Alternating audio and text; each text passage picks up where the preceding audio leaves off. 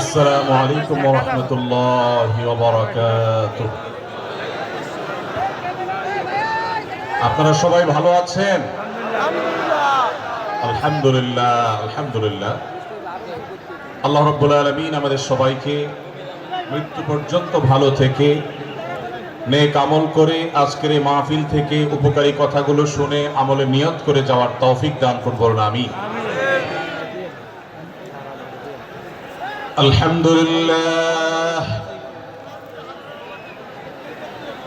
আলহামদুলিল্লাহ নাহমাদুহু ওয়া নাস্তাঈনুহু ওয়া নাস্তাগফিরুহু ওয়া নু'মিনু বিহি ওয়া নাতাওয়াক্কালু আলাইহি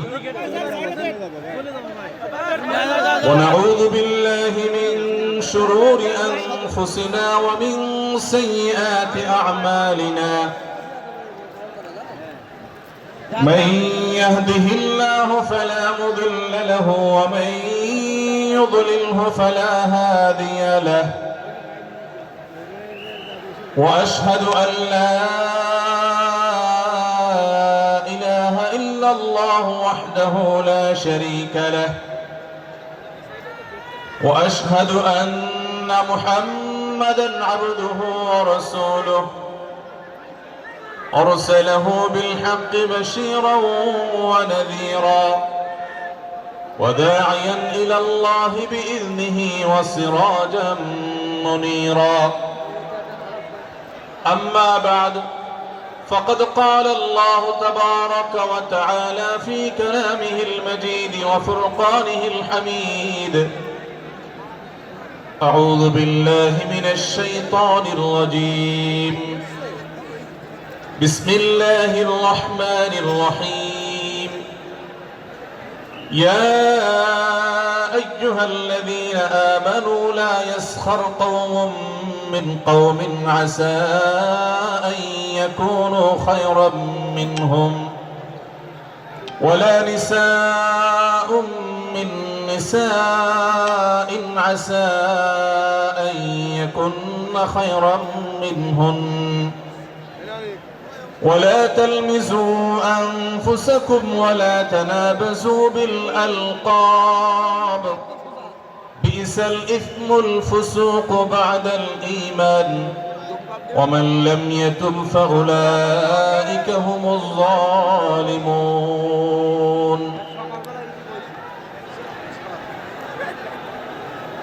আবদিন ফাউন্ডেশন কর্তৃক আয়োজিত আজকের এই ঐতিহাসিক মাহফিলের সম্মানিত সভাপতি ওয়াজিবুল ইহতিরাম, সম্মানিত উলামায়ে কেরাম, দূর দূরান্ত থেকে আগত, দেশের প্রত্যন্ত অঞ্চল থেকে আসা আমার প্রাণ প্রিয় দিন দরদি ভাইয়েরা এবং পর্দার আড়াল থেকে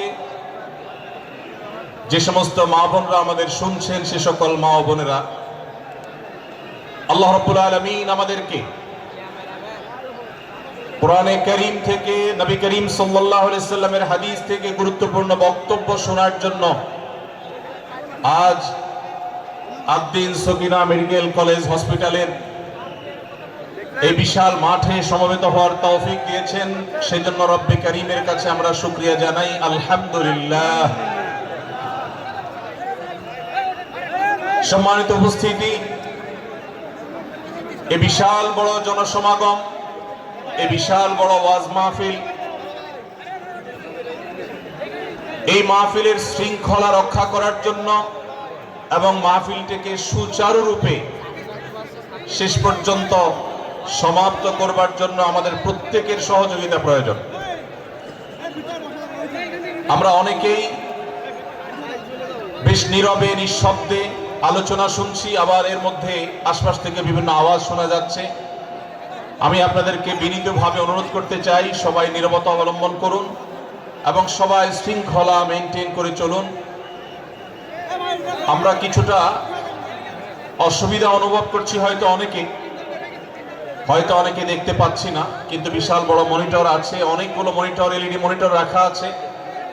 অতএব আমরা যদি একটু ধৈর্য ধারণ করি, মনোযোগ দিয়ে কথা শুনি, তাহলে সেটা আমাদের উপকারে আসবে ইনশাআল্লাহ। আজকের এই মাহফিলে আসার আমাদের যে মূল উদ্দেশ্য, কোরআন এবং হাদিস থেকে আলো গ্রহণ করা, আমাদের জীবনকে কোরআনের আলোতে আলোকিত করা, আল্লাহ এবং তার রাসূল সাল্লাল্লাহু আলাইহি ওয়াসাল্লামের আদর্শে আমাদেরকে আদর্শবান হিসাবে গড়ে তোলা।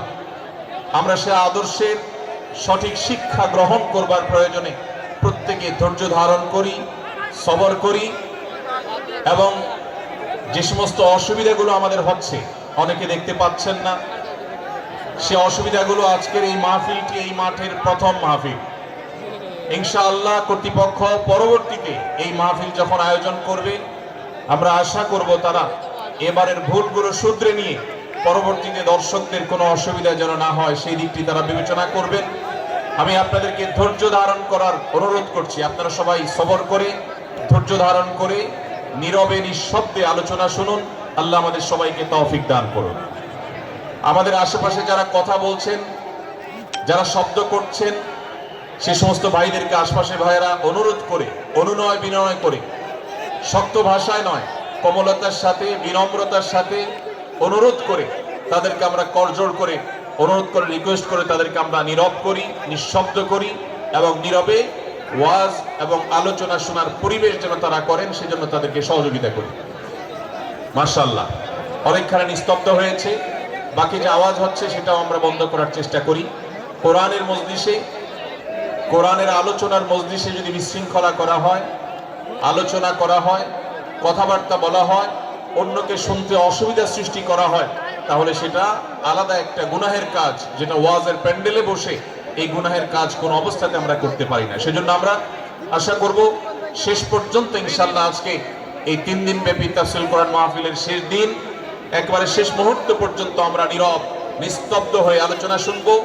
সারা দেশে যত শত সহস্র মাহফিল হচ্ছে, আজকের এই মাহফিল নানা কারণে অনন্য এবং একটা বিশেষ দৃষ্টান্ত স্থাপন করেছে।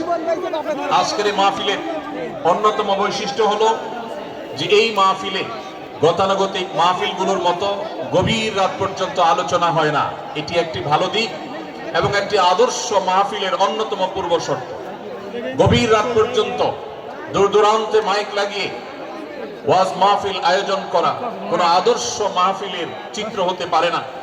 সেই বিচারে, সেই দৃষ্টিকোণ থেকে আদ্দিন ফাউন্ডেশনের আজকের এই মাহফিলটি অত্যন্ত চমৎকার এবং অসাধারণ মাহফিল। কারণ এই মাহফিলের গত 2 দিনের খবর আমি নিয়েছি এবং আজকের দিন সম্পর্কে আমি জেনেছি যে গভীর রাত পর্যন্ত এবং দূর দূরান্ত পর্যন্ত মাইক লাগিয়ে মানুষকে ডিস্টার্ব করার মতো মাহফিল এখানে হচ্ছে না। এটি একটি ভালো দিক। দ্বিতীয়ত হলো, ওয়াজ মাহফিল থেকে শুধুমাত্র ওয়াজ বা আলোচনা নয়, এখান থেকে দ্বীনি বই পুস্তক, কোরআন এবং হাদিসের আলোকে রচিত যে সমস্ত ধর্মীয় বই পুস্তক আমাদের প্রয়োজন হয়, সেই সমস্ত বইয়ের প্রয়োজন মেটাবার জন্য আপনারা জানেন এখানে 20-25টি বুক স্টলের ব্যবস্থা করা হয়েছে। বিশাল বড় বই মেলার আয়োজন করা হয়েছে। অর্থাৎ জ্ঞান বিতরণের 2টি মাধ্যম এখানে একসঙ্গে পাওয়া যাচ্ছে। আমরা কোরআন থেকে আলোচনা শুনছি, আবার কোরআন হাদিসের আলোকে রচিত বই পুস্তক আমরা সাথে নিয়ে যেতে পারছি। এটিও এই মাহফিলের একটি বিশেষ বৈশিষ্ট্য। তৃতীয়ত হলো, আমাদের মা বোনদের প্রবেশ পথ, তাদের অবস্থান, এগুলোকে এতটাই স্বতন্ত্র করা হয়েছে, এতটাই এগুলোকে সেপারেট করা হয়েছে যে সেগুলো তাদের প্রাইভেসি, তাদের পর্দার যে বিধিবিধান, তাদের যে ব্যক্তিত্ব, তাদের যে অন্যান্য দিকগুলো আছে সেগুলোকে খুব ভালোভাবে মেনটেন করা হচ্ছে। এটিও একটি আদর্শ মাহফিলের গুরুত্বপূর্ণ দিক। আজকাল অনেক ওয়াজ মাহফিলে মা বোনদের জন্য ওয়াজ শোনার ব্যবস্থা রাখা হয়, কিন্তু সেই সমস্ত ওয়াজ মাহফিলে মা বোনদের পর্দা সুন্দরভাবে সুচারুরূপে তারা আসা এবং নিরাপত্তার সাথে আবার ফিরে যাওয়ার মতো পৃথক আসা যাওয়ার রাস্তা ইত্যাদির ব্যবস্থা করা হয় না, যা বহুবিধ ফিতনার কারণ হয়ে থাকে। আজকের এই মাহফিলটিতে সেই দৃষ্টিকোণ থেকে একটি অনন্য দৃষ্টান্ত স্থাপিত হয়েছে যে মা বোনদের জন্য পৃথক ওয়াজ শোনার ব্যবস্থা এবং রাস্তাঘাট পৃথক, যাতে করে তারা তাদের সেই পর্দার বিধিবিধানগুলো মেনটেন করে চলতে পারেন। এই জন্য আমি কর্তৃপক্ষকে বিশেষভাবে ধন্যবাদ দিতে চাই। সেই সাথে আজকের একটা মাহফিলের সম্পূর্ণ নতুন দিক যুক্ত হয়েছে, যেটা আপনারা দেখেছেন, তা হলো প্রত্যেক আলোচক আলোচনা করার আগে তার বায়োগ্রাফি পেশ করা হচ্ছে, তার জীবন বৃত্তান্ত পেশ করা হচ্ছে এবং সংক্ষেপে তার সম্পর্কে ধারণা দেওয়া হচ্ছে। এটি একটা চমৎকার দিক এবং আমার জানা মতে বাংলাদেশের যে কোনো মাহফিলে এটি প্রথম দৃষ্টান্ত। সেই সাথে এই মাহফিলে আগত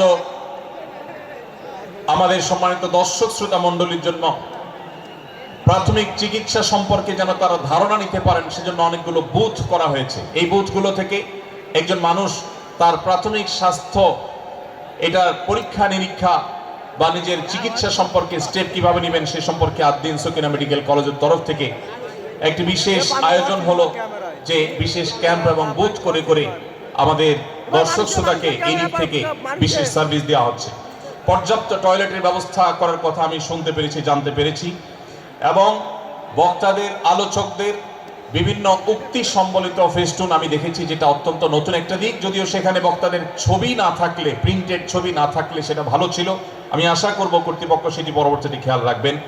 সেই সাথে আমি একটি বিশেষ অনুরোধ তাদেরকে করেছি, তা হলো এই 3 দিন ব্যাপী তাফসীর কোরআন মাহফিলে আলোচকগণ কোরআন এবং হাদিস থেকে যে সমস্ত আলোচনা বক্তব্য পেশ করেছেন এবং করবেন তার সবগুলোর সামারি একটি স্মারক গ্রন্থ আকারে যদি প্রকাশ করা হয়, একটি স্মারক পুস্তিকা আকারে প্রকাশ করার পর যদি বিতরণ করা হয়, তাহলে মাহফিলটি হারিয়ে যাবে না, মাহফিলটি আমাদের ঘরে ঘরে থেকে যাবে, আমাদের জীবনকে আলোকিত করবে। আমি আশা করব ওয়াজ মাহফিল, যেটি এই দেশের সবচেয়ে প্রাচীনতম কালচারের অন্যতম, এদেশের সবচেয়ে শক্তিশালী সংস্কৃতির অন্যতম হলো ওয়াজ মাহফিল। এই ওয়াজ মাহফিলগুলো আদর্শ ওয়াজ মাহফিলে পরিণত হবে। এই ওয়াজ মাহফিলগুলো মানুষের বিরক্তির কারণ হবে না। শহর এলাকায় রাত বিরাতে গভীর রাত পর্যন্ত দূর দূরান্তে মাইক লাগিয়ে মানুষের দুর্ভোগ সৃষ্টির কারণ হবে না। উচ্চ শব্দ দিয়ে মানুষকে বিরক্ত করার কারণ হবে না মাহফিলগুলো। আমরা যদি আদর্শ ওয়াজ মাহফিলের দৃষ্টান্ত স্থাপন করতে পারি, তাহলে এই দেশ কোরআনের আলোয় আলোকিত হবে, হাদিসের আলোকে আলোকিত হবে, আমাদের ঘরগুলো আলোকিত হবে দ্বীনের নূর এবং আলো দ্বারায়। আল্লাহ রাব্বুল আলামিন আমাদের সবাইকে কোরআন এবং হাদিসের আলো থেকে আলোকিত হওয়ার তৌফিক দান করুন। আজকের এই মাহফিলে আমরা যেরকম সবাই সমবেত হয়েছি, মাশাআল্লাহ চরম নীরব নিস্তব্ধ পরিবেশে সবাই পিনপতন নীরব হয়ে এই মুহূর্তে কথা শুনছি। আমি আশা করব শেষ মুহূর্ত পর্যন্ত আমরা এই অবস্থা বজায় রাখবো।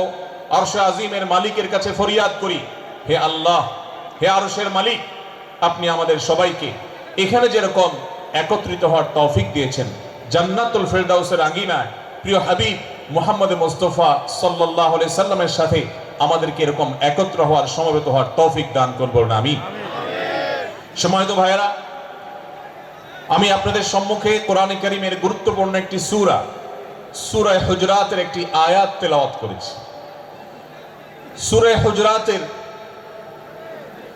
7টি বিশেষ সামারি আপনাদের সামনে আমি তুলে ধরতে চাই। এই সূরার বিশেষ তাৎপর্য, এই সূরার যে বিশেষ বার্তা, আজ বাংলাদেশের যে সমাজ বাস্তবতা রয়েছে, সেই সমাজ বাস্তবতায় সূরাতুল হুজরাত প্রতিটি ঘরে ঘরে প্রত্যেক মুসলমানকে বারবার পাঠ করা, পুনর্পাঠ করা প্রয়োজন। আমার রব, আমার আল্লাহ যদি আমাকে শক্তি সামর্থ্য দিতেন, আমি আমার দেশের প্রত্যেক মুসলিম ভাইকে বোনকে হাত জোড় করে অনুরোধ করে, অনুনয় বিনয় করে সূরাতুল হুজরাতের শুরু থেকে শেষ পর্যন্ত যে 18টি আয়াত রয়েছে, এই 18 আয়াতে ঐতিহাসিক যে 7টি বিশেষ বার্তা রয়েছে, সে বার্তাগুলো গ্রহণ করবার উদ্দেশ্যে বারবার অর্থ সহকারে সূরাতুল হুজরাত বুঝে বুঝে পড়া, এর তাফসীর দেখার, এর সামারিকে বারবার জানার জন্য আমি অনুরোধ করতাম। আল্লাহ তাআলা আমাদের সবাইকে সূরাতুল হুজরাত এর আলো দ্বারায় সবাইকে আলোকিত হওয়ার তৌফিক দান করুন।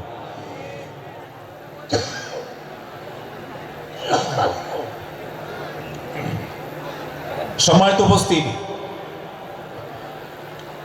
আমি যে সূরার সামারি আপনাদেরকে বলতে যাচ্ছি, যে সূরাকে সামনে রেখে আজকের এই ঐতিহাসিক মাহফিলে কোরআনে কারীমের দেওয়া 7টি বার্তা দিতে চাইছি, সেই সূরার নাম হলো সূরাতুল হুজরাত। এই সূরা কোরআনে কারীমের 26তম পারায় অবস্থিত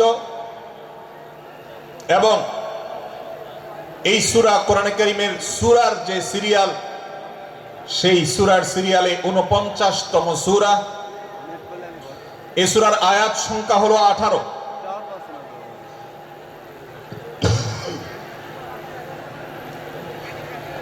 এ সূরার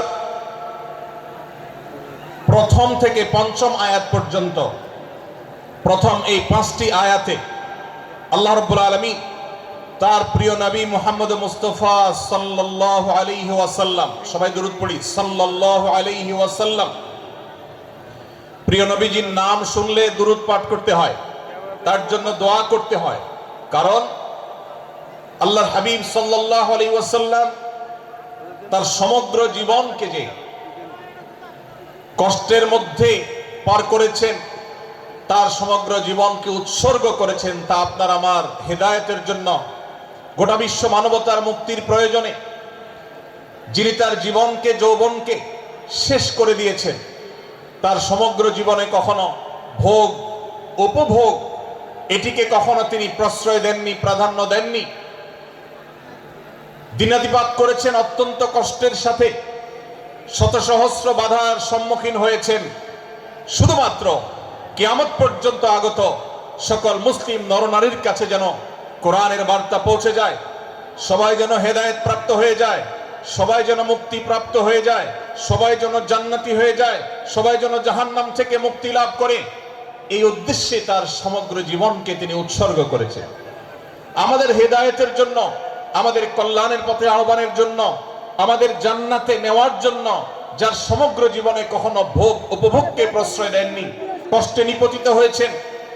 তিনি চাইলে মক্কার রাজত্ব করতে পারতেন, তিনি চাইলে মক্কার সবচেয়ে ভোগী মানুষ হতে পারতেন, কিন্তু সেটা না করে তিনি যে ত্যাগের দৃষ্টান্ত স্থাপন করেছেন, প্রিয় নবী মুহাম্মদ সাল্লাল্লাহু আলাইহি সাল্লামের সেই অবদানের স্বীকৃতি স্বরূপ আমরা তার নাম যখনই শুনবো সাল্লাল্লাহু আলাইহি সাল্লাম বলে তার প্রতি আল্লাহর রহমত যেন, অনুগ্রহ যেন নাজিল হয় সেজন্য দোয়া করব। আল্লাহ তাআলা তার হাবিবকে রহমত এমনিতেই দান করবেন, আপনি আর আমি তার জন্য রহমতের দোয়া করার মধ্য দিয়ে আমরা সৌভাগ্যবান মানুষের কাতারে শামিল হতে পারবো। তো আমি যেটি বলছিলাম, সূরাতুল হুজুরাতের 1 থেকে 5 নম্বর আয়াত পর্যন্ত এই 5টি আয়াতে আল্লাহ রাব্বুল আলামিন প্রিয় নবী সাল্লাল্লাহু আলাইহি সাল্লামের সাথে আদব এবং শিষ্টাচারের শিক্ষা দিয়েছেন মানব জাতিকে। এবং আল্লাহ রাব্বুল আলামিন ঈমানদারদেরকে পরম মায়ার সাথে ডেকে, ইয়া আইয়ুহাল্লাযীনা আমানু, হে ঈমানদারগণ, এই ডাকে আল্লাহ তাআলা ডেকে বলেছেন, লা তুকাদ্দিমু বাইনা ইয়াদাইল্লাহি ওয়া রাসূলিহি, তোমরা আল্লাহ এবং তার রাসূলের সামনে আগ বেড়ে কোনো কথা বলবে না, আগ বেড়ে কোনো কাজ করবে না। একজন ঈমানদার, একজন মুসলমান, তার এই শিষ্টাচারের শিক্ষা তার জীবনে ধারণ করতে হবে। যখনই আল্লাহ কোনো কথা বলেছেন, আল্লাহ রাসূল সাল্লাল্লাহু আলাইহি সাল্লাম কোনো কথা বলেছেন, এটি নিশ্চিত হতে পারবো আমরা, তখন একজন ঈমানদার আর কখনো সেটার উপর কোনো কথা বলবে না, আগ বেড়ে কোনো কিছু করবে না, কোনো প্রকার সীমা লঙ্ঘন করবে না।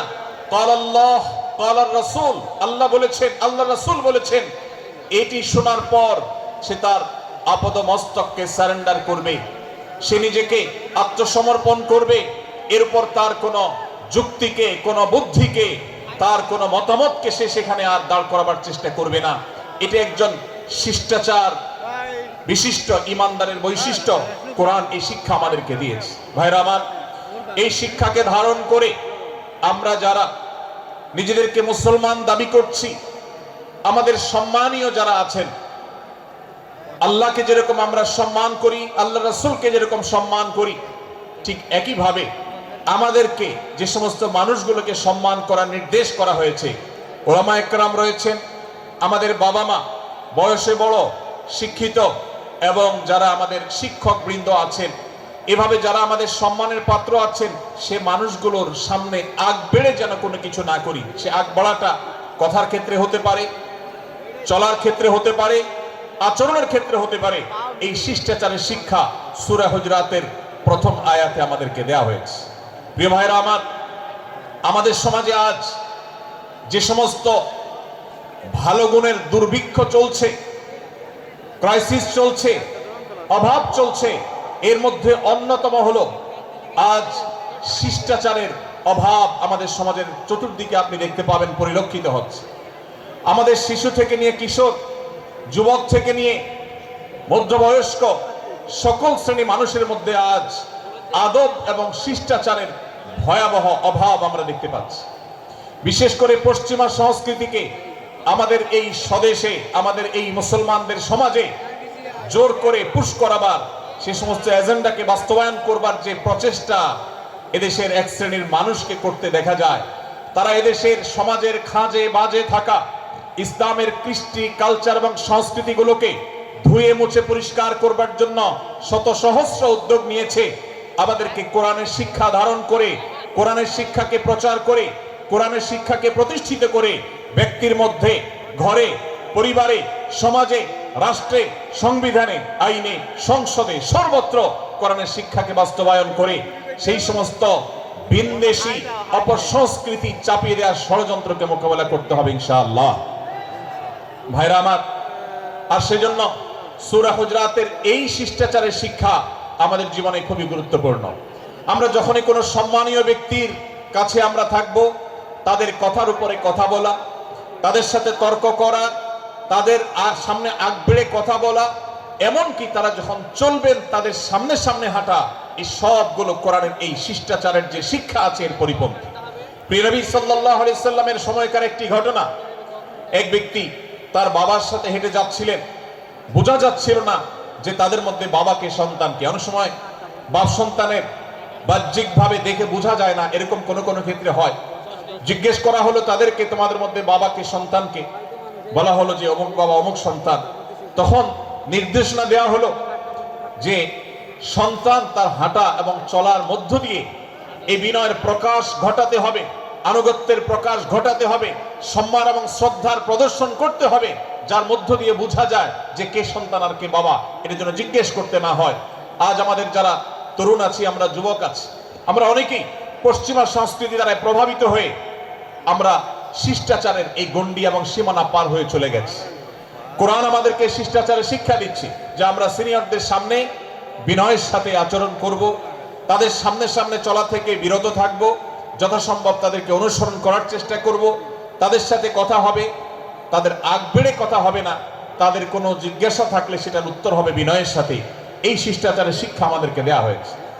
এবং একইভাবে সূরা হুজরাতের প্রথম বার্তার মধ্যে নবী সাল্লাল্লাহু আলাইহি সাল্লামের সাথে আরেকটি শিষ্টাচার শেখানো হয়েছে, তা হলো আল্লাহ রাব্বুল আলামিন আমাদের কণ্ঠকে, আমাদের আওয়াজকে, আমাদের কথাকে নবী সাল্লাল্লাহু আলাইহি সাল্লামের কথার চাইতে যেন আগ বেড়ে না যায়, তার চাইতে যেন উঁচু কণ্ঠে আমরা কথা না বলি, তার চাইতে যেন উচ্চ স্বরে কথা না বলি, সেই শিক্ষা দিয়েছেন, সেই শিষ্টাচারের শিক্ষা আমাদেরকে দেওয়া হয়েছে।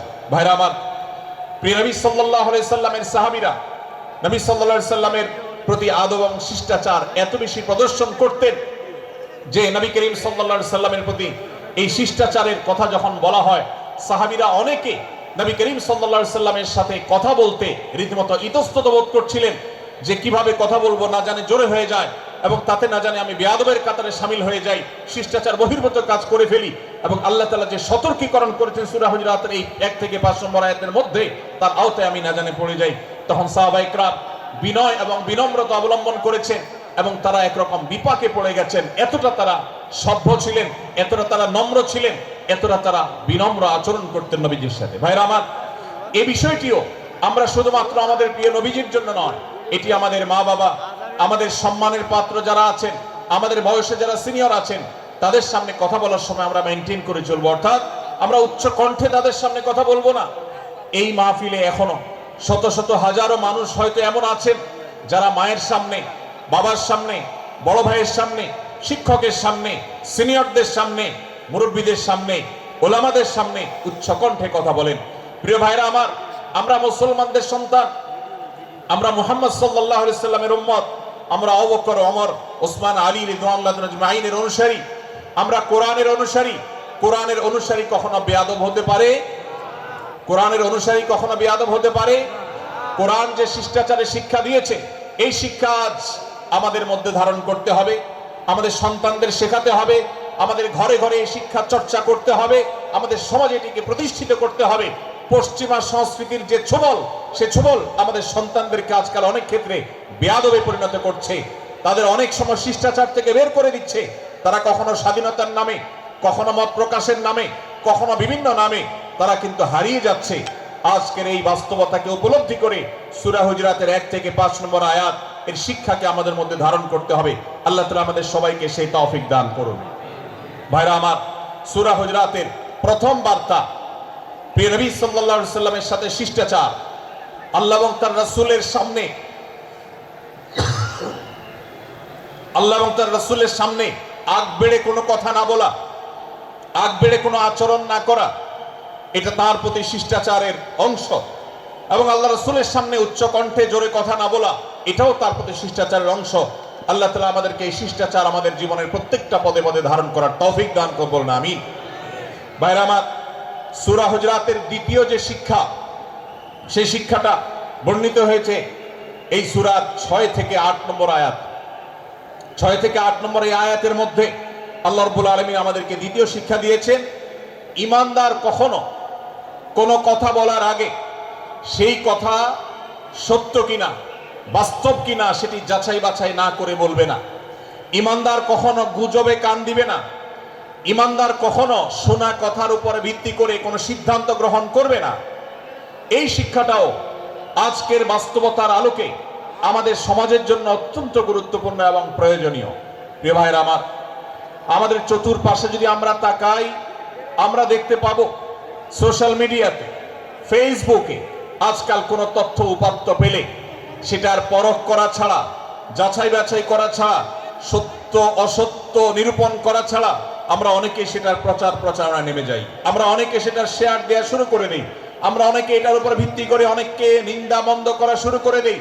এমনকি আজ আমরা যেই জায়গায় দাঁড়িয়ে আছি, বাংলাদেশের যে সামাজিক বাস্তবতা, সেই বাস্তবতার আলোকে বলা যায় অনেক সময় অনেক ব্যক্তিকে সমাজে মিডিয়ার মাধ্যমে নানাভাবে হয়রানি করে তাকে খারাপ মানুষ হিসাবে, কালপ্রিট হিসাবে দেখানো হয়, অথচ তার দোষ, যে সমস্ত দোষের কথা তাকে বলা হয়, যে সমস্ত দোষে তাকে দোষী বানানো হয়, সে সমস্ত দোষ থেকে তিনি শত সহস্র গুণ পবিত্র এবং পরিচ্ছন্ন। ভাইরা আমার, আজকের এই বাস্তবতায় আমাদেরকে বিশেষ করে লক্ষ্য রাখতে হবে যে আমরা যেই কোনো মূল্যে, যেই কোনো ভাবে যেন কোনো প্রকার গুজবে কান না দেই, আমরা যেন গুজব থেকে বেঁচে থাকি। আল্লাহ তাআলা আমাদেরকে তৌফিক দান করুন। ভাই, এদিকে অনেক বেশি বাঁশির আওয়াজ শোনা যাচ্ছে। স্বেচ্ছাসেবকরা বাঁশির আওয়াজ দেওয়া ছাড়া আপনারা ভলান্টিয়ারি করুন। এত বেশি বাঁশির আওয়াজ আসছে যে কথা বলা কঠিন হয়ে যাচ্ছে। অনুগ্রহ করে বাঁশির আওয়াজ কম করে আপনারা ভলান্টিয়ারি করুন। এখনো অনেক বাঁশির আওয়াজ শোনা যাচ্ছে, বাঁশির আওয়াজগুলো বন্ধ করুন। মাশাআল্লাহ, এখন বন্ধ হয়েছে। আমরা মেহেরবানি করে বাম পাশের থেকে কিছুটা আওয়াজ পাচ্ছি, একটু নীরব নিস্তব্ধ হওয়ার জন্য অনুরোধ করছি। একটু নীরব নিস্তব্ধ না হলে কথা বলা যাবে না। অনুগ্রহ করে আমরা একটু সহযোগিতা করি এবং সবাই নীরব থাকি। ভলান্টিয়াররা অপ্রয়োজনে বাঁশির আওয়াজ দিবেন না, অপ্রয়োজনে বাঁশির আওয়াজ দিবেন না। আমাদের দেশে শব্দ দূষণ, শব্দ সন্ত্রাস, এটা এই দেশের কমন কালচার হয়ে গেছে। রাস্তা যাবেন, প্রয়োজনে অপ্রয়োজনে গাড়ির হর্ন বাজাবে। যে কোনো প্রোগ্রামে যাবেন, প্রয়োজনে অপ্রয়োজনে বাঁশি বাজানো হবে। কদিন আগে 31st নাইট গেছে, আপনারা দেখেছেন।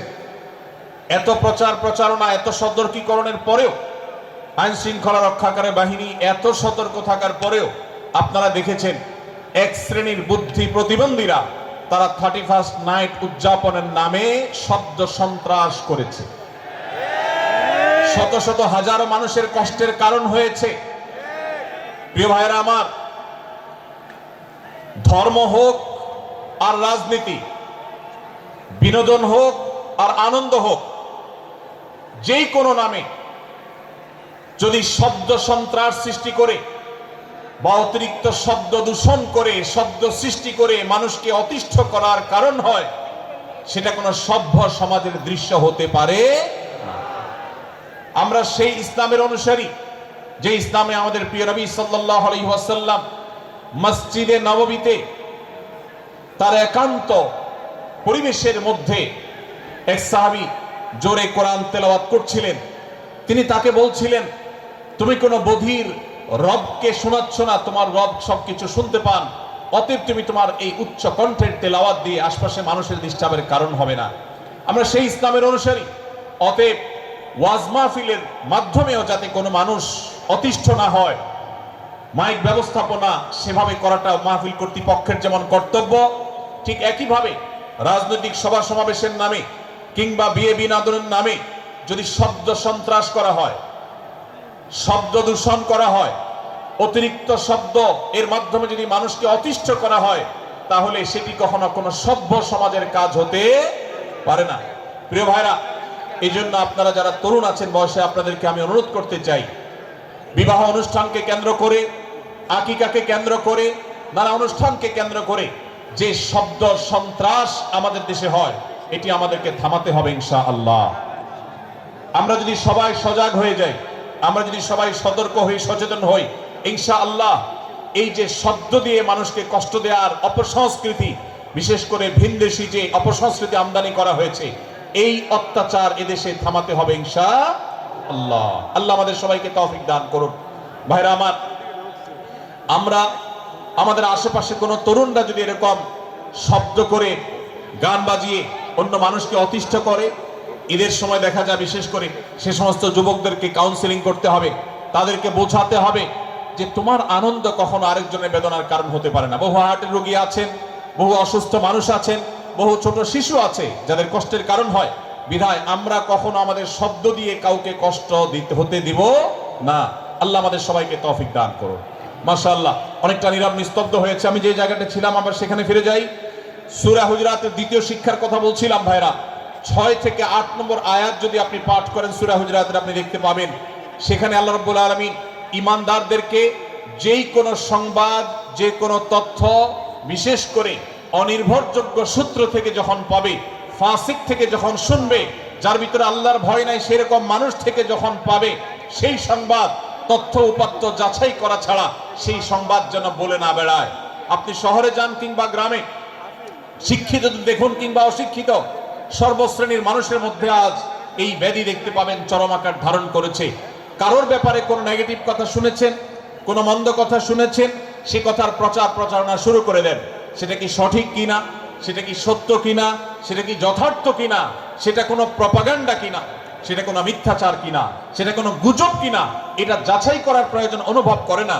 অথচ আমরা সেই মুহাম্মদ সাল্লাল্লাহু আলাইহি সাল্লামের উম্মত, যে মুহাম্মদ সাল্লাল্লাহু আলাইহি সাল্লাম আমাদেরকে সতর্ক করেছেন, কাফা বিল মারই কাযিবান আন ইউহাদ্দিসা বিকুল্লি মা সামিআ, কোন ব্যক্তি যা শুনে সেটাই যদি বলে বেড়ায়, তথ্য উপাত্ত যাচাই না করে, সেটাকে ভালো করে যাচাই বাছাই না করে, সেটাকে অনুসন্ধান না করে, সত্য সত্য নিরূপণ করবার চেষ্টা না করে, তাহলে সে মিথ্যাবাদী হওয়ার জন্য যথেষ্ট। এজন্য আজকের এই মাহফিল থেকে আমরা অঙ্গীকার করে যাব, আজকের এই মাহফিল থেকে আমরা নিয়ত করে যাব, এই মজলিসে বসে এই মুহূর্তে নিজে নিজে সংকল্প করব, আমার জীবনে সোশ্যাল মিডিয়া কিংবা ফেসবুকে, ইউটিউবে অথবা অফলাইনে আমার বাস্তব জীবনে আমি কখনো কোনো মানুষ সম্পর্কে যে কোনো তথ্য উপাত্ত পেয়ে ভুল কোনো ধারণা, মন্দ কোনো ধারণা করার প্রতি পোষণ করব না। কোনো তথ্য উপাত্ত যদি পাই, কোনো সংবাদ যদি পাই অনির্ভরযোগ্য সূত্রে, তাহলে সেক্ষেত্রে সেটা যাচাই বাছাই করা ছাড়া আমি সেটাকে বিশ্বাস করতে যাব না। এটাই হলো আমাদের ঈমানের দাবি। ভাইরা আমার, একজন ঈমানদার এতটা সরল হবে না যে যা শুনবে সে সেটাকে বিশ্বাস করে বসবে। একজন ঈমানদার এতটা বাস্তবতা থেকে দূরে থাকবে না যে তিনি তার পাওয়া কোনো সংবাদকে অনুসন্ধান করবে না।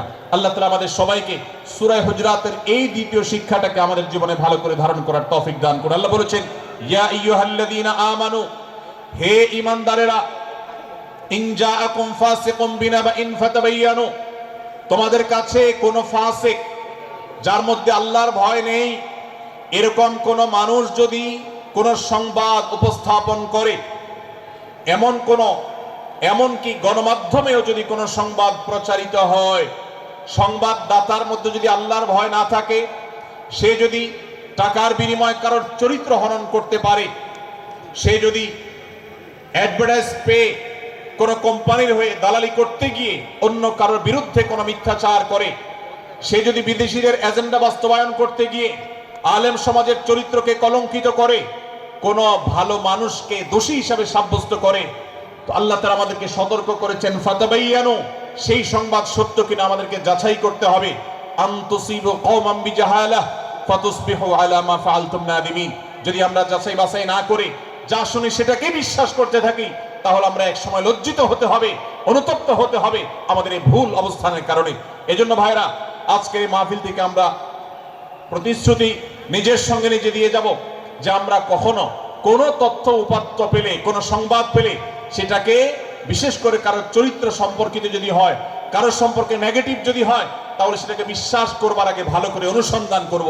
যতক্ষণ আমি নিশ্চিত না হব ততক্ষণ পর্যন্ত সেটার প্রচার করব না। আল্লাহ তাআলা আমাদের সবাইকে কোরআনের এই শিক্ষাটাও আমাদের জীবনে ধারণ করবার তৌফিক দান করুন।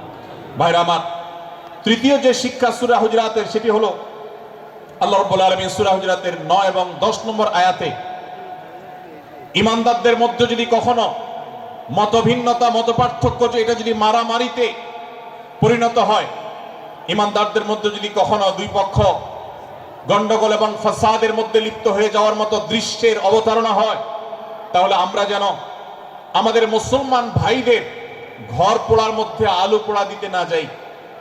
আমরা যেন আমাদের মুসলমান ভাইদের মধ্যকার বিভেদকে আরো বৃদ্ধি করতে সহায়তা না করি। আমরা যেন মীমাংসার পথ অবলম্বন করি। আমরা যেন তাদের মধ্যকার সম্পর্কের যে অবনতি হয়েছে সেটাকে দূর করবার চেষ্টা করি। আল্লাহ রাব্বুল আলামিন এই নির্দেশ দিতে গিয়ে বলেছেন, ওয়া ইন তাইফাতানি মিনাল মুমিনিনা ইকতাতালু, যদি ইমানদারদের দুটি দল, দুটি গ্রুপ নিজেদের মধ্যে মারামারিতে লিপ্ত হয়ে যায়, ফাসলিহু বাইনাহুমা, তাহলে তোমরা সেই বিবাদমান দুটি দলকে মীমাংসা করবার চেষ্টা করবে। আজ আমাদের মধ্যে এরকম বহু বিষয়কে কেন্দ্র করে মুসলমানদের মধ্যে অনেক সময় মুখোমুখি অবস্থান আমরা দেখতে পাই, যা দুর্ভাগ্যজনক, যা হওয়ার কথা ছিল না। এমনকি জাগতিক বিষয়ে যেমন হয়, ধর্মের নামে, ইসলামের নামে আজ আমরা হাজার হাজার টুকরা হয়েছি। আজ গোটা বিশ্বে আমাদের মুসলমানদের যে অবস্থান দুর্বল হয়েছে, এর অন্যতম প্রধান কারণ হলো আমাদের অনৈক্য। আমরা যদি আজ আহলে কিবলা, আহলে সুন্নাহ ওয়াল জামাআতের অনুসারীরা নানান মত এবং পথের অনুসারী হওয়া সত্ত্বেও, নানান থট এবং পন্থার অনুসারী হওয়া সত্ত্বেও, আমরা যদি মৌলিক বিষয়গুলোর উপর সবাই ঐক্যবদ্ধ থাকতাম, আমরা যদি আল্লাহ তাআলার দেওয়া ইত্তিহাদ মাল ইখতিলাফ, বৈচিত্র্যময় ঐক্য, বিভিন্ন বিষয় মতভিন্ন থাকা সত্ত্বেও মৌলিক বিষয়ে ঐক্যমতে আমরা যদি থাকতে পারতাম, আমাদের মধ্যে যদি মুসলিম ভ্রাতৃত্ববোধ থাকতো, আমাদের মধ্যে যদি বলয় ভিত্তিক যে দেয়াল আর প্রাচীরগুলো আছে সেগুলো যদি না থাকতো, তাহলে আজ বাংলাদেশের বাস্তবতা হলো, বাংলাদেশে আল্লাহর কোরআন, আল্লাহ রাসূল সাল্লাল্লাহু আলাইহি ওয়াসাল্লামের হাদিসের আলোকে বাংলাদেশ আজ অটোমেটিক পরিচালিত হতো। ঠিক কিনা বলে?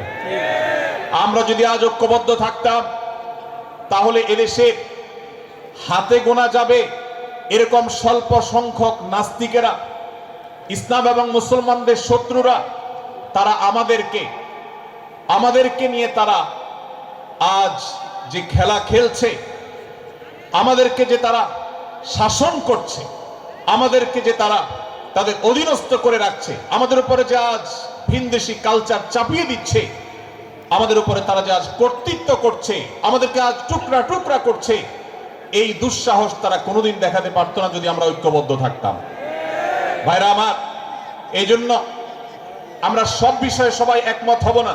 আজকের এই মাহফিলে যত মানুষ এসেছেন সবাই সব বিষয়ে একমত নন।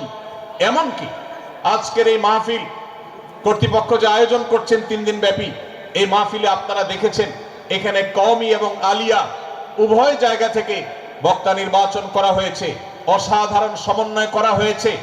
এটি একটি ঐক্যের বার্তা। আমরা আশা করব মাঠ পর্যায়ে আমরা যারা কাজ করব, আমরা প্রত্যেকে আমাদের অন্য মতের, ভিন্ন মতের যে সমস্ত মুসলমান ভাইরা আছেন, তার সাথে আপনার কোনো থটগত মত পার্থক্য থাকতে পারে, চিন্তাগত কোনো ভিন্ন মত থাকতে পারে, কিন্তু দিন শেষে তিনি আপনার মুসলমান ভাই। তার আল্লাহ আর আপনার আল্লাহ এক, তার রাসূল এবং আপনার রাসূল এক, তার কিবলা এবং আপনার কিবলা এক, তার কোরআন আর আপনার কোরআন এক, তার নামাজ আর আপনার নামাজ এক, তার রোজা আর আপনার রোজা এক, তার যাকাত এবং আপনার যাকাত এক, তার সাথে আপনার মোটা এবং মৌলিক বিষয়ে কোনো মত পার্থক্য নাই। অতএব ছোটখাটো বিষয়কে কেন্দ্র করে আপনি যদি তাকে আপনার প্রতিপক্ষ মনে করেন, আপনি যদি তাকে আপনার শত্রু মনে করেন, এটা হবে আপনার ইসলামের জন্য, আপনার জন্য, এদেশের মুসলমানদের জন্য সবচেয়ে বড় ভুল। ভাইরা আমার, হারদুই হযরত আশরাফ আলী থানভী রহমতুল্লাহ আলাইহির সর্বশেষ খলিফা আবুল হক সাহেব রহমতুল্লাহ আলাইহি বলতেন, दीन के हर काम करने वालों को रफीक समझो, फरीक न समझो। যারাই আল্লাহর দ্বীনকে বুলন্দ করবার জন্য, যারাই আল্লাহর দ্বীনকে সেবা দেওয়ার জন্য, খেদমত করার জন্য কাজ করছে, তার পদ্ধতি তোমার থেকে ভিন্নতর হতে পারে।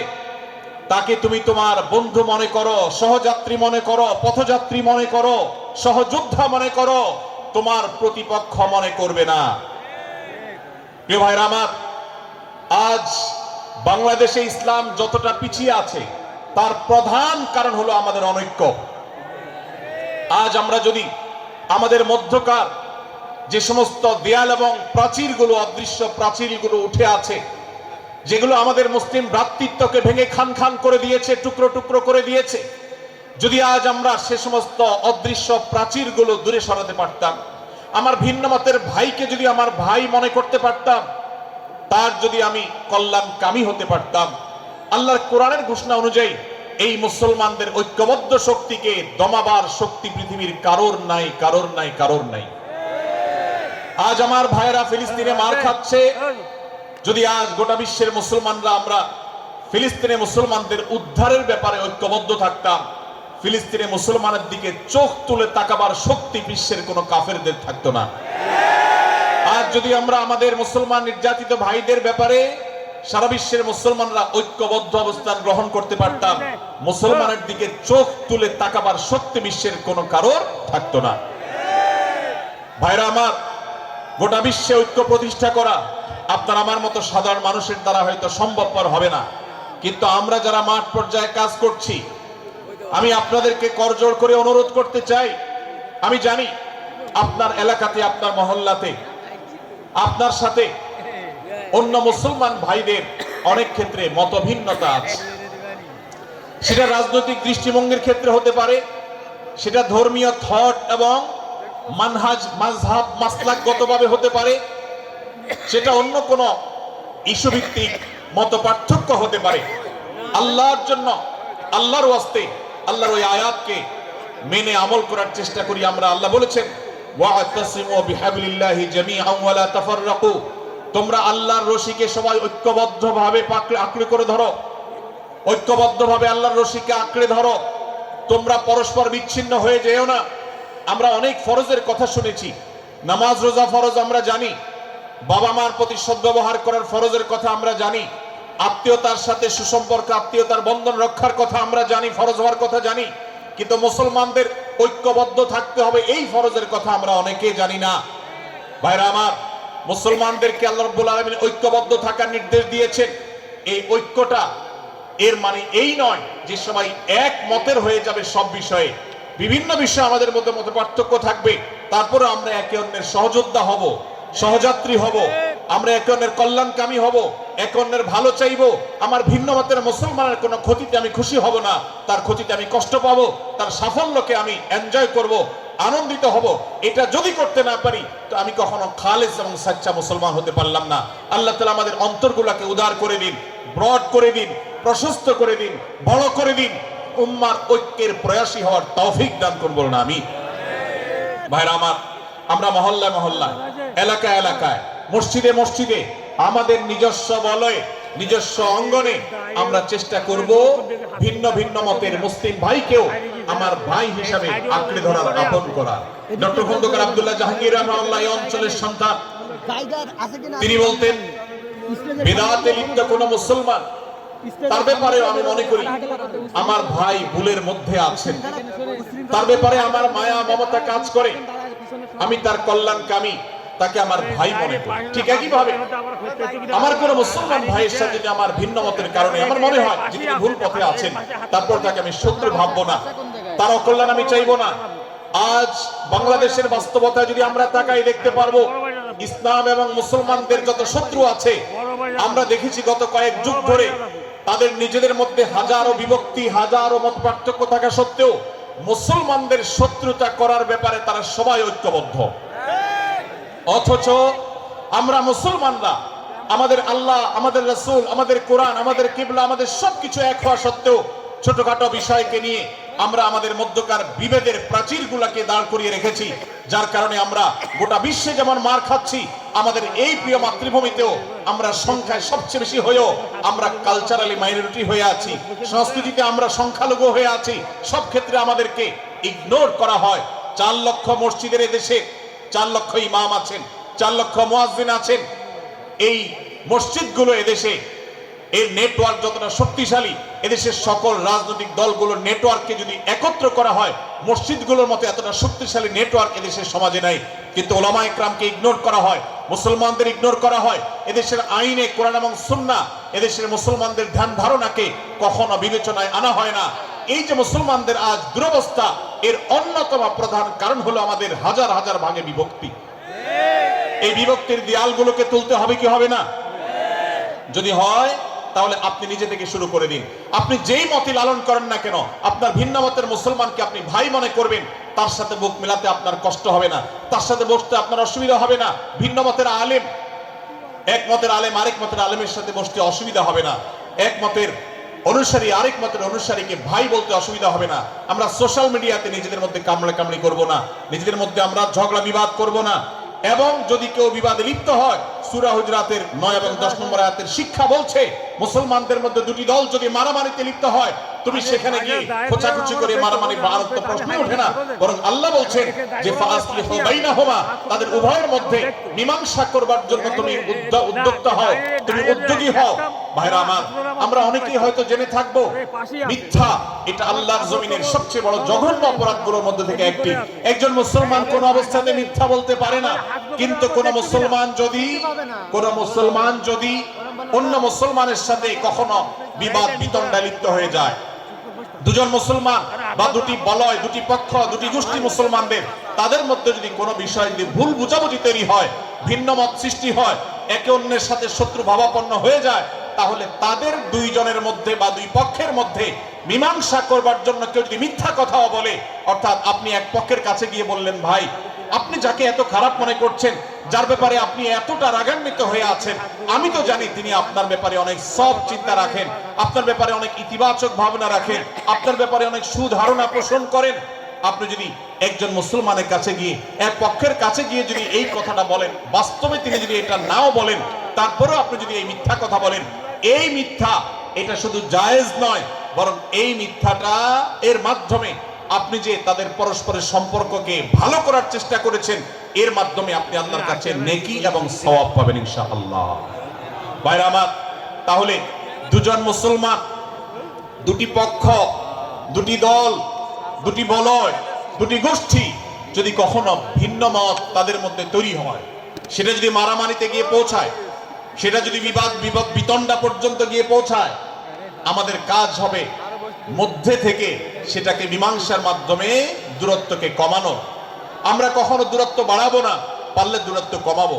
ডক্টর খন্দকার আব্দুল্লাহ জাহাঙ্গীর রহমতুল্লাহ একটা কথা বলতেন, মুসলমানদের বাড়িতে যে আগুন লেগেছে, বিভেদের আগুন, মতবিরোধের আগুন, মত পার্থক্য, এটা মতবিরোধে যে পৌঁছে গেছে, এ আগুন তিনি বলতেন, আমি নিভাবার মতো শক্তি আমার নাই, এত পাওয়ার নাই যে বহুদা বিভক্ত মুসলমানদেরকে আমি ঐক্যবদ্ধ করে ফেলবো, এত শক্তি আমার হাতে নেই। কিন্তু একটা শক্তি আমার কাছে আছে ভাই, সেটা হলো যে বিবাদমান মুসলমানদের মধ্যে বিবাদ যেন আর না বাড়ে, বিবাদের যে আগুন লেগেছে সে আগুনে যেন আর ঘি ঢালা না হয়, কেরোসিন ঢালা না হয়, সেজন্য আমি ভূমিকা রাখতে পারি। আমি আপনাদেরকে বিনয়ের সাথে অনুরোধ করতে চাই, যত বিষয় নিয়ে আমাদের মুসলমানদের পরস্পরের মত পার্থক্য আছে, হতে পারে সেটা মাসআলা নিয়ে, হতে পারে সেটা রাজনৈতিক অবস্থানকে কেন্দ্র করে, হতে পারে অন্য কোনো বিষয়কে কেন্দ্র করে, আল্লাহর ওয়াস্তে আপনি বিভেদ মিটাতে পারেন আর না পারেন, বিভেদ যেন না বাড়ে সেজন্য আপনি অবস্থান গ্রহণ করবেন, বিভেদ বাড়ার ক্ষেত্রে কোনো ভূমিকা পালন করবেন না, এবং সব সময় উম্মার ঐক্য প্রয়াস চাইবেন, প্রয়াস চালাবেন, উম্মার ঐক্য চেষ্টা করবেন। আল্লাহর কাছে আপনি যে দোয়াগুলো করেন, এর মধ্যে একটা দোয়া যেন এটাও থাকে, হে আল্লাহ, আমরা বহুদা বিভক্ত হয়ে গেছি, আমরা টুকরা টুকরা হয়ে গেছি, যার কারণে তোমার ভাষ্য অনুযায়ী ফাতাফশালু ওয়া তাযহাবা রিহুকুম, আজ আমাদের শক্তি শেষ হয়ে গেছে, আমরা দুর্বল হয়ে গেছি।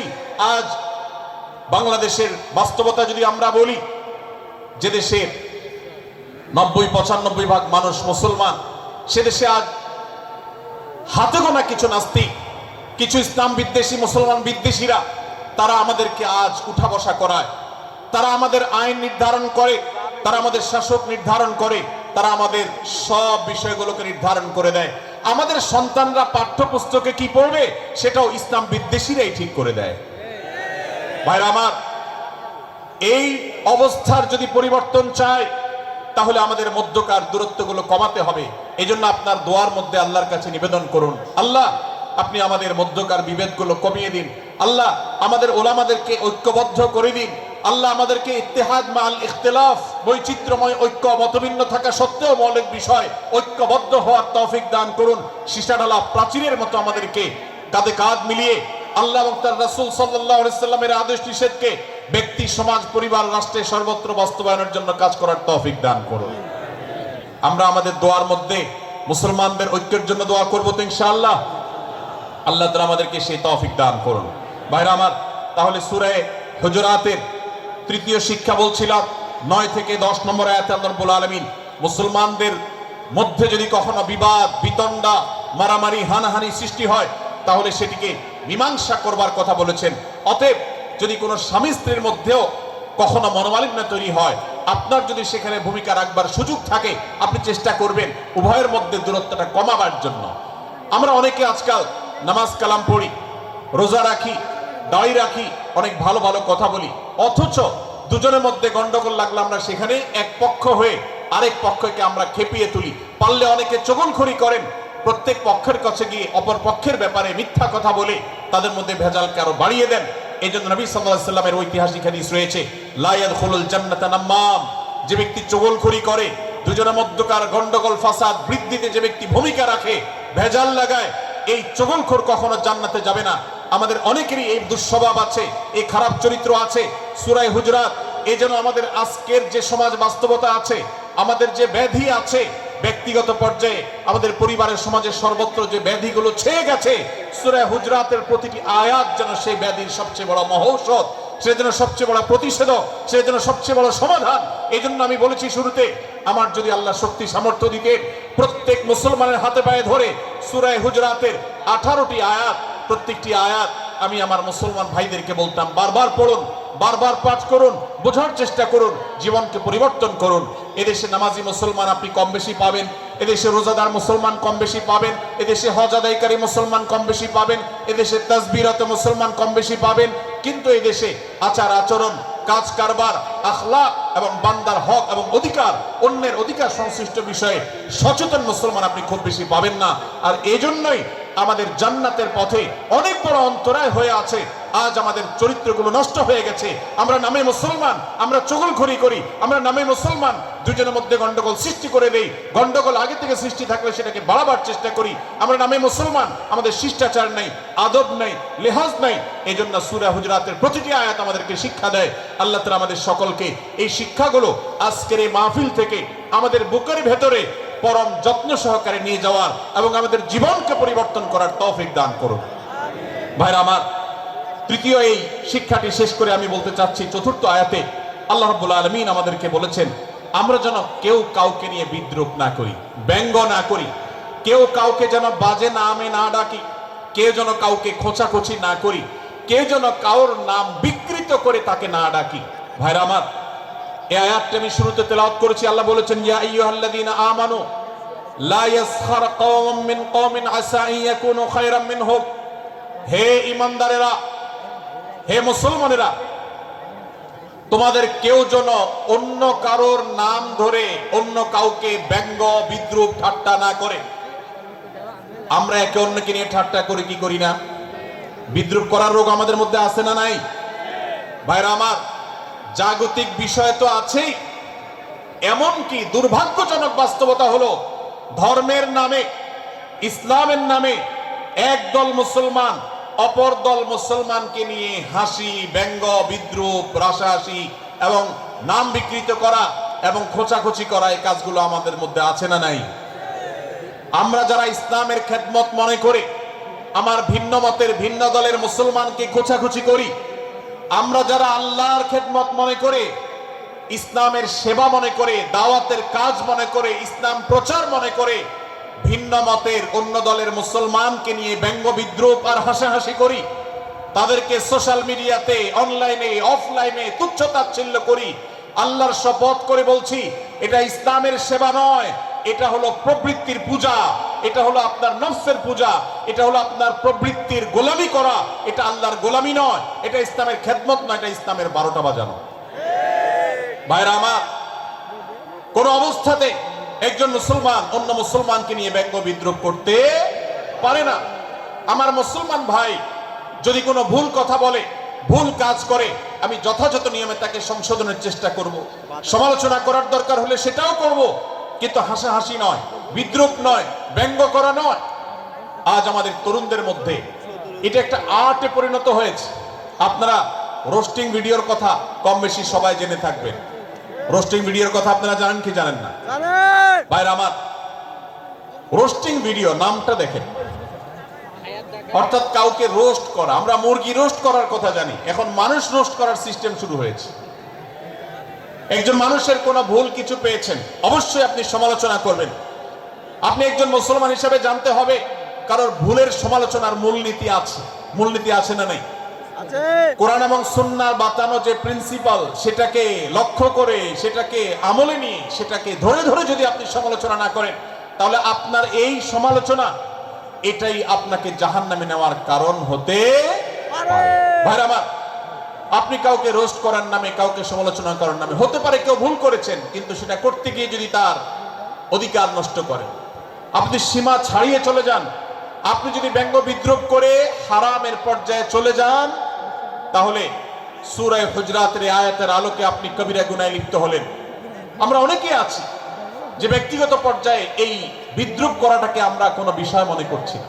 সোশ্যাল মিডিয়াতে অনেকগুলো ভিডিও ক্লিপ আছে, আপনাদের চোখে নিশ্চয়ই পড়েছে, আমার চোখে বহু পড়েছে, যে অনেক সময় দেখা যায় বিনোদনের নামে কাউকে খোঁচাখুচি করা, কাউকে অপমান করা, কাউকে হয়তো ধাক্কা দিয়ে পানিতে ফেলে দেয়া, কাউকে কষ্ট দেয়া, কাউকে হয়তো প্রতারিত করা, এটাকে আমরা এনজয় করি।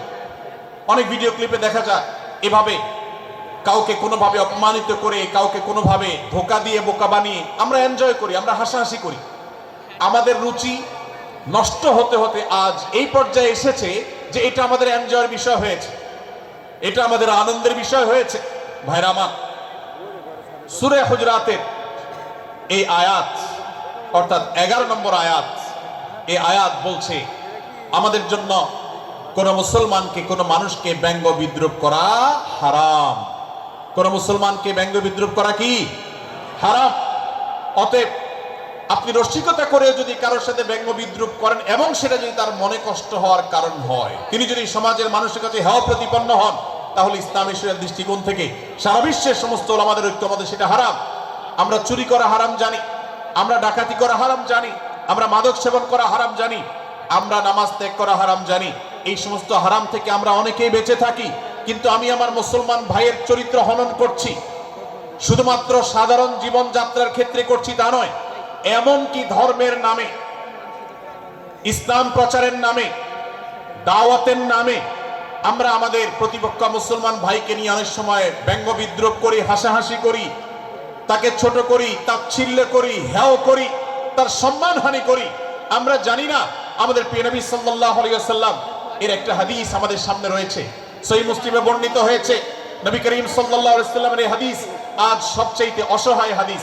অসহায় হাদিস এই জন্য বললাম যে আজকের এই হাদিসের উপরে কেউ আমল করে না, এই হাদিসটাকে কেউ পাত্তা দেয় না, এই হাদিসকে কেউ গুরুত্ব দেয় না, অথচ এই হাদিস প্রত্যেক মুসলমানের বুকে বুকে ঝুলিয়ে রাখা দরকার। এই হাদিস আমাদের ঘরে ঘরে ঝুলানো দরকার, এই হাদিস আমাদের অফিসগুলোতে শোভা পাওয়া দরকার, এই হাদিস আমাদের জীবনে বাস্তবায়ন হওয়া দরকার। নবী করিম সাল্লাল্লাহু আলাইহি ওয়াসাল্লাম সেই হাদিস বর্ণনা করেছেন। আবু হুরায়রা রাদিয়াল্লাহু তাআলা আনহু তিনি বলেছেন, লা তাহাসাদু, লা তাহাসাদু, হে মুসলমানরা, তোমরা কেউ কাউকে কখনো হিংসা করবে না, কেউ কাউকে হিংসা করবে না। আমাদের মধ্যে হিংসা আছে না নাই? হিংসা আছে না নাই? আমরা একে অন্যকে হিংসা করি। একদল মুসলমান অন্য দল মুসলমানকে হিংসা করে, কেউ কারো ভালো দেখতে পারে না। ভাইরা আমার, আল্লাহ নবী বলেছেন, লা তাহাসাদু, তোমরা একে অন্যকে হিংসা করো না। ওয়ালা তানাজাসু, কেনা বেচা করতে গিয়ে কেউ কাউকে ধোঁকা দিও না, প্রতারণা করো না। ওয়ালা তাবাগাদু, তোমরা একে অন্যের সাথে শত্রুতা বিদ্বেষ পোষণ করবে না। ওয়ালা তাদাবারু, তোমাদের কেউ যেন কারোর পেছনে লেগে না থাকে, কাউকে অবজ্ঞা যেন না করে। ওয়ালা ইয়াবি আহাদুকুম আলা বাই'i আখিহি, এবং তোমাদের কেউ যেন আরেকজনের কেনা বেচার উপরে সেখানে ইন্টারফেয়ার করে সে যেন সেখানে কোন প্রকার ক্ষতিগ্রস্ত কাউকে না করে। ওয়াকুনু ইবাদাল্লাহি ইখওয়ানা, হে মুসলমানরা তোমরা আল্লাহর বান্দা ভাই ভাই হয়ে থাকো। তোমাদের মধ্যে মত পার্থক্য থাকুক, দলগত মত পার্থক্য, অবস্থানগত মত পার্থক্য, ধর্মগত মত পার্থক্য, মাযহাব মাসলাকগত মত পার্থক্য থাকুক, কিন্তু তোমরা আল্লাহর বান্দা ভাই ভাই হয়ে থাকো। এক দলের মুসলমানকে আল্লাহ তাআলা ভাই ভাই হতে বলেন নাই, এক গ্রুপের মুসলমানকে আল্লাহ ভাই ভাই হতে বলেন নাই, এক বলয়ের মুসলমানকে আল্লাহ ভাই ভাই হতে বলেন নাই, নিজ দলের মুসলমানের সাথে আল্লাহ ভাই ভাই থাকতে বলেন নাই। আল্লাহ বলেছেন সকল মুসলমানদের সাথে ভাই ভাই হয়ে থাকার জন্য, ভ্রাতৃত্বের বন্ধনে থাকার জন্য। এইজন্য আল্লাহ নবী সাল্লাল্লাহু আলাইহি ওয়াসাল্লাম সেই নির্দেশ করেছেন।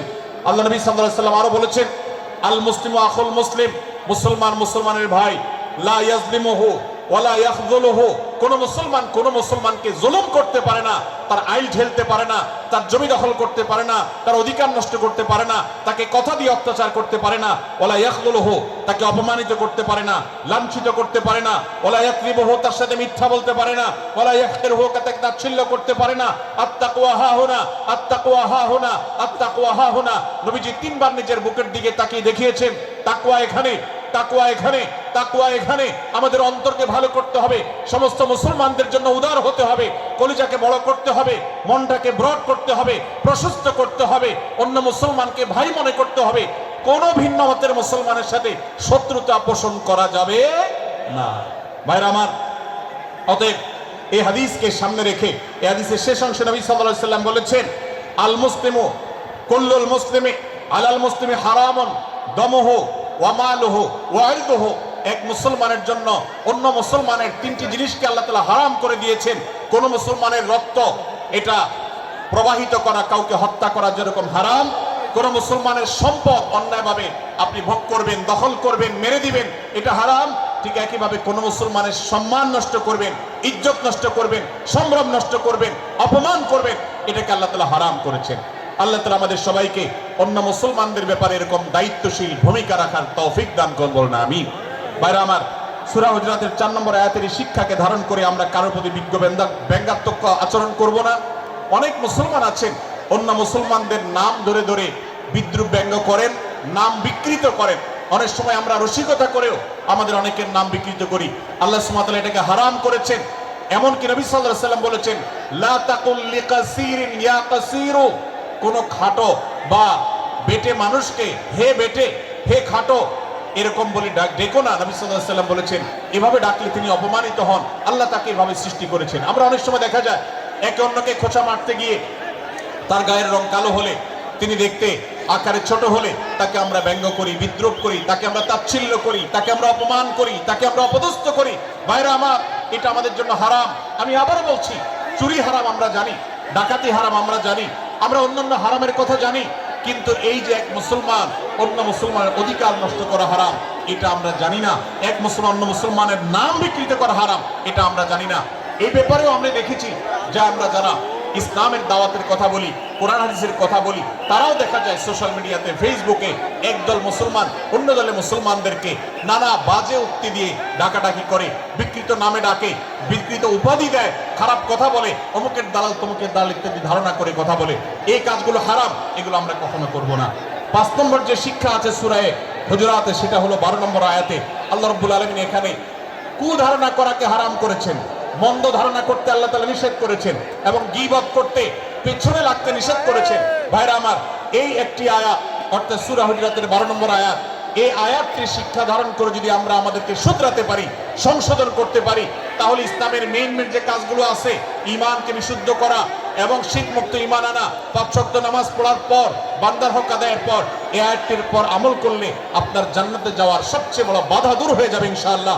ভাইরা আমার, যে আয়াত আল্লাহ তাআলা আমাদেরকে কারো প্রতি মন্দ ধারণা করতে নিষেধ করেছেন, গীবত করতে নিষেধ করেছেন, কারো পেছনে লাগালাই করতে নিষেধ করেছেন, সেই আয়াতে আল্লাহ রাব্বুল আলামিন বলেছেন, ইয়া আইয়ুহাল্লাযীনা আমানু ইজতানিবু কাসীরাম মিনাজ-যান, হে ঈমানদারেরা, হে মুসলমানরা, তোমরা কারোর প্রতি ধারণা, মন্দ ধারণা তোমরা করো না, এটা থেকে বিরত থাকো। অনেক ধারণা অর্থাৎ মন্দ ধারণা, এটা গুনাহ, এটা থেকে বিরত থাকো। ইন্না বাদায-যন্নি ইথম, কারণ কিছু কিছু ধারণা অর্থাৎ যেগুলো মানুষের সম্পর্কে কোনো তথ্য উপাত্ত ছাড়া নিছক ধারণা প্রসূত মন্দ ধারণা করা হয়, সেগুলো গুনাহের কারণ, সেগুলো অপরাধের কারণ, সেগুলো কবিরা গুনাহ, সেগুলো পাপাচার, সেগুলো আল্লাহর অসন্তুষ্টির কারণ, সেগুলো আল্লাহর অবাধ্যতার কারণ। এই জন্য ভাই কারোর প্রতি মন্দ ধারণা করা যাবে না। এক্ষেত্রে আমি জানি আমাদের ব্যক্তিগত পর্যায়ে কারোর ব্যাপারে কোনো কিছু কথা উঠেছে অথবা সামান্য একটা সন্দেহ তৈরি হয়েছে, আমরা তার চরিত্র নিয়ে টানাটানি করি। আমরা জানি না একজন মুসলমানের চরিত্রের মূল্য কত বড়। আমার কাছে সুস্পষ্ট প্রমাণ আসার আগ পর্যন্ত কোনো মুসলমানের চরিত্র নিয়ে আমার ব্লেম করবার কোনো অধিকার আমার নাই। এই জন্য একজন মুসলমান কখনো কারো প্রতি কুধারণা করবে না, মন্দ ধারণা পোষণ করবে না, খারাপ ধারণা পোষণ করবে না। আল্লাহ তাআলা আমাদেরকে এমন মুসলমানের সম্পর্কে খারাপ ধারণা করা থেকে বেঁচে থাকার তৌফিক দান করুন। ভাইরা আমার, কিছুটা